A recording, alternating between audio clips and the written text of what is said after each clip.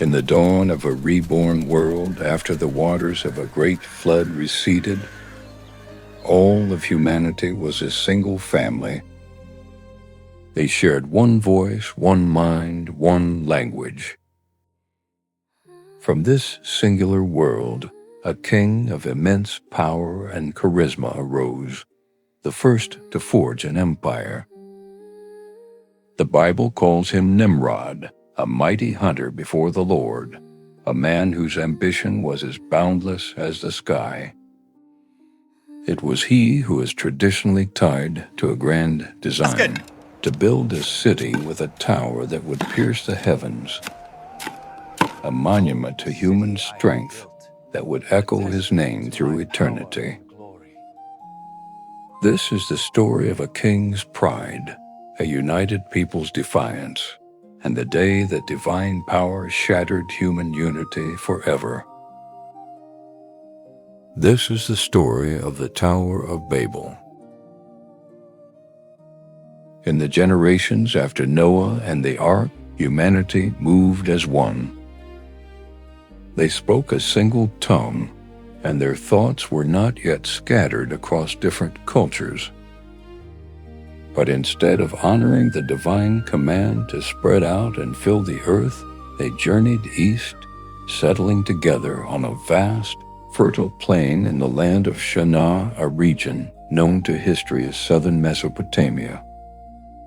In this cradle of civilization, a leader emerged unlike any before him: Nimrod.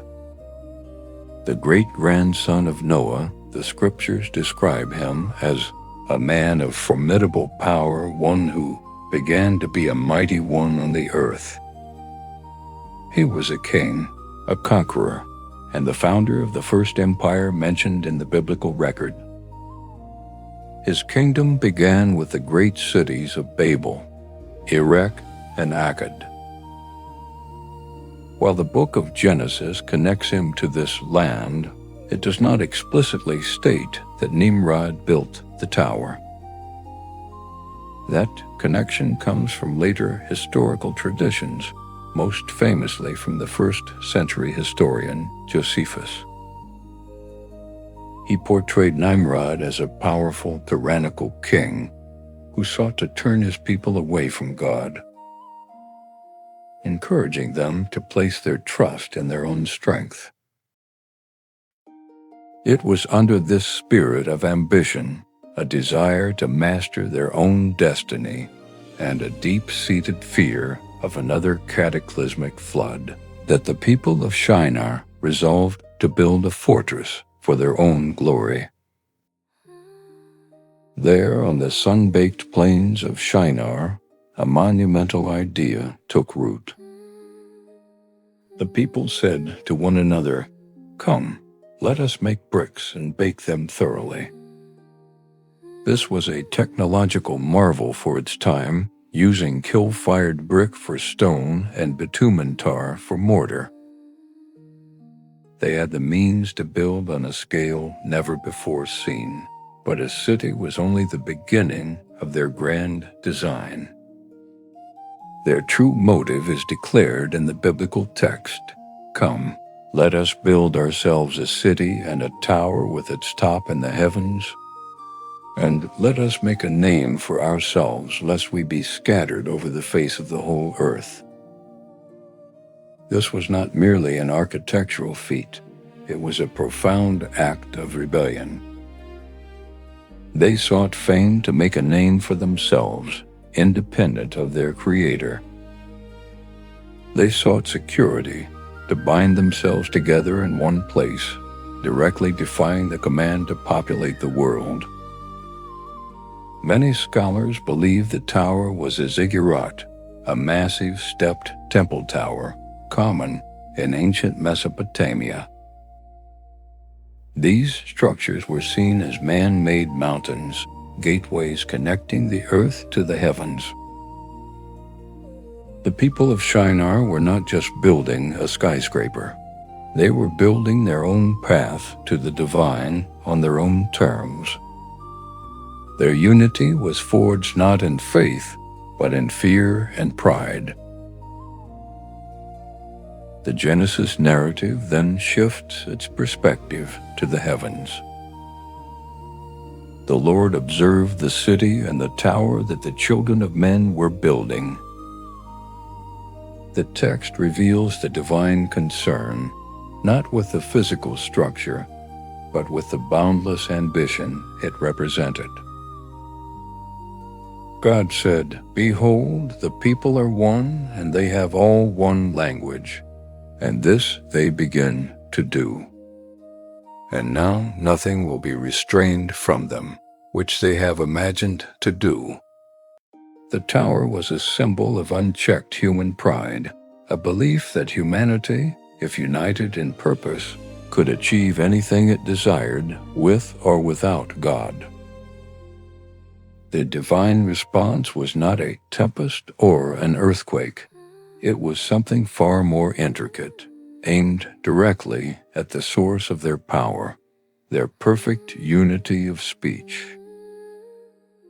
The account states, "Come, let us go down and there confuse their language, that they may not understand one another's speech."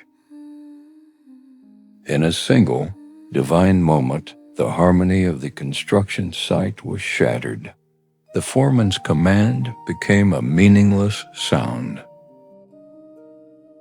A worker's request for more bricks was met with a blank, confused stare. The shared language that had been their greatest strength, the very tool that made the great tower possible, instantly became the instrument of their division. The ambitious project ground to an immediate and chaotic halt. Imagine the frustration, the anger, the mounting suspicion. A simple misunderstanding mistaken for mockery or defiance. Arguments erupted, turning collaborators into adversaries. The grand, unified workforce fractured. People naturally drifted towards those few others they could understand, forming bewildered clusters amidst the unfinished city. The bonds of their shared culture were severed. From that place the Lord scattered them abroad over the face of the whole earth, and they stopped building the city. The one fate they had schemed to prevent being scattered became the direct consequence of their actions. Their unfinished tower was left behind, a silent monument to their broken pride. The city was given the name Babel. The Bible notes the significance of this name, which in Hebrew sounds like the word balal, meaning to confuse. For it was there that the Lord confused the language of the entire world. While the city's original Akkadian name, Bab-Ailu, may have meant Gate of God in the biblical account, it would forever be remembered as the place of confusion. Nimrod's dream of a single world-spanning empire, centered on human glory, was left in ruins, giving way to the rich and diverse tapestry of nations and cultures that would define human history. The story of the Tower of Babel resonates far beyond its ancient setting. It is a foundational account in the book of Genesis, exploring the timeless tension between human ambition and divine authority. It is a solemn reflection on the nature of pride, power, and obedience. On the plains of Shinar, humanity chose to make a name for itself, seeking unity and security through its own strength and ingenuity. They built a monument not to honor God, but to memorialize their own greatness. The tower stood as a symbol of a world united in defiance. The story serves as a profound meditation on the difference between the unity that humanity builds for its own glory and the diversity that emerges from following a divine plan. The dream of one king, one empire, and one tower reaching to heaven was broken. Yet, the echoes of that ambition, the desire for ultimate control and self-deification, continue to reverberate through the story of human history. What are your thoughts on this powerful Bible story of ambition, pride, and divine intervention? Share your reflections in the comments below. And if you love discovering the timeless stories and truths of Scripture here on Bible Stories Gazette, don't forget to like this video and subscribe for more inspiring Bible stories. Thank you for watching.